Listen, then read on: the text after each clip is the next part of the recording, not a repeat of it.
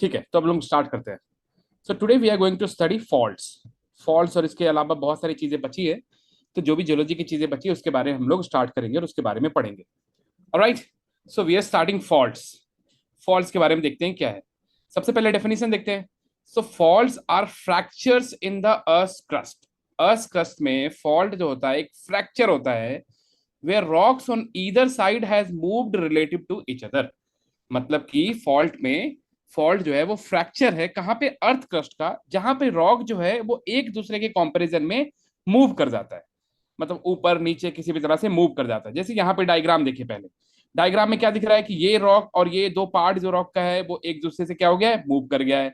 यहाँ पे भी आपको देख रहा है मूव कर गया है, यहाँ पे भी आपको दिख रहा है मूव कर गया है, एक आगे एक पीछे एक ऊपर नीचे, इस तरह से आपका फॉल्स में क्या होता है कि जो आपका रॉक्स है वो ईदर साइड मूव कर जाता है रिलेटिव टू इच अदर। ठीक है। टाइप्स ऑफ फॉल्ट में हम लोग देखते हैं। सबसे पहला फॉल्ट है नॉर्मल फॉल्ट। क्या है पहला? Normal fault. So this occurs when the crust is extended causing the hanging wall to move downward relative to footwall। मतलब जहां पे हैंगिंग वॉल जो होगा वो नीचे चला जाएगा फुटबॉल के रिस्पेक्ट में, उसको हम लोग बोलते हैं क्या? Normal fault. मतलब हैंगिंग वॉल नीचे चला गया और फुटबॉल ऊपर आ गया, तो उसको हम लोग बोलते हैं नॉर्मल फॉल्ट। ठीक है, डायग्राम में भी देखेंगे। दूसरा है reverse fault. So these are formed by compressional forces. These are formed by compressional forces where the hanging wall moves upward relative to football.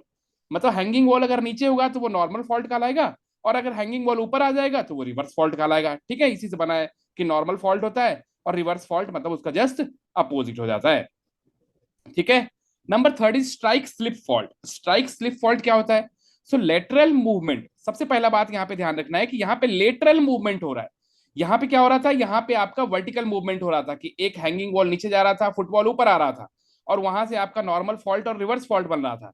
लेकिन अगर लेटरल मूवमेंट हो रहा है along the fault plane, typically caused by shear stress, typically caused by the stress with no vertical movement. जहां पे vertical movement नहीं है और सिर्फ वहां पे लेटरल मूवमेंट हो रहा है, मतलब हॉरिजेंटल मूवमेंट हो रहा है, उसको हम लोग बोलते हैं स्ट्राइक स्लिप फॉल्ट। और इसका एग्जांपल है San Andreas fault. San Andreas fault. ठीक है, तो ये तीसरा हो गया। अभी सारा सारा डायग्राम में देखेंगे हम लोग। उसके बाद फोर्थ है आपका थ्रस्ट फॉल्ट। थ्रस्ट फॉल्ट कहता है it's a type of reverse fault. पहली बात तो ये कि एक रिवर्स फॉल्ट का ही टाइप है। रिवर्स फॉल्ट क्या था?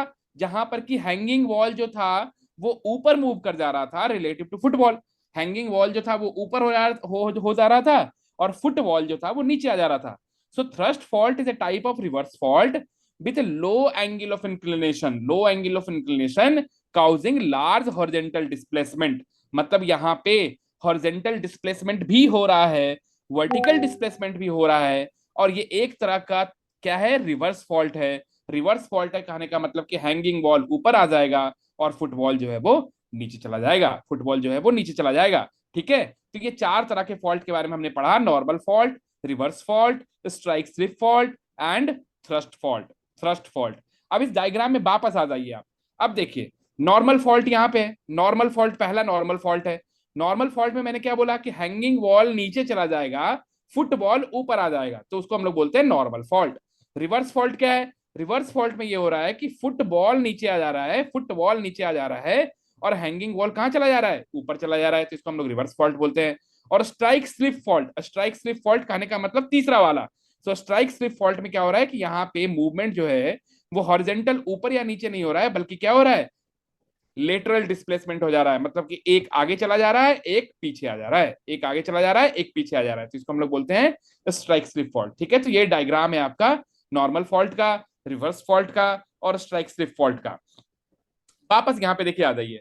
अब नॉर्मल फॉल्ट में हमने बताया, नॉर्मल फॉल्ट में हमने आपको बताया कि हैंगिंग वॉल जो है वो नीचे चला जा रहा है। कैसे याद करोगे? देखो normal fault N, hanging wall H, और ये कहां चला जा रहा है? नीचे चला जा रहा है, तो डाउन। तो NHD करके याद कर लो। क्या याद करो? NHD। मतलब नॉर्मल फॉल्ट में हैंगिंग वॉल डाउनवर्ड मूव कर जाएगा, तो वो हो गया NHD। NHD याद रखोगे तो बाकी सारा खुद ब खुद याद हो जाएगा। अब रिवर्स फॉल्ट में उल्टा कर देना। ठीक है, तो नॉर्मल फॉल्ट मतलब आपको NHD याद रखना है। सो नॉर्मल फॉल्ट में क्या हो रहा है? नॉर्मल फॉल्ट में आपका हैंगिंग वॉल जो है वो नीचे चला जा रहा है।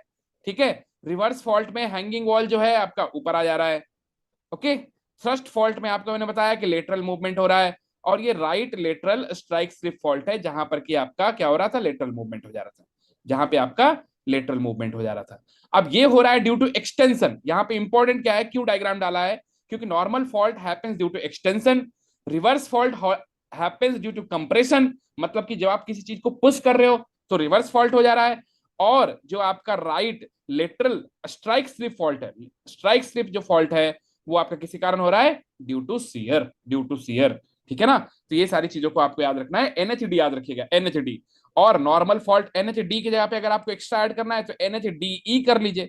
ठीक है, मतलब कि आपका ये क्या हो रहा है, ड्यू टू एक्सटेंशन हो रहा है। ठीक है, तो एनएचडीई नॉर्मल फॉल्ट में हैंगिंग वॉल डाउनवर्ड मूव कर जाएगा and it happens due to extension. तो यहां से एनएचडीई याद रखोगे तो आपको चीजें बहुत आराम से याद हो जाएगा। ओके, इसके बाद एक छोटा सा कॉन्सेप्ट आता है ग्रैबन और हॉर्स्ट का।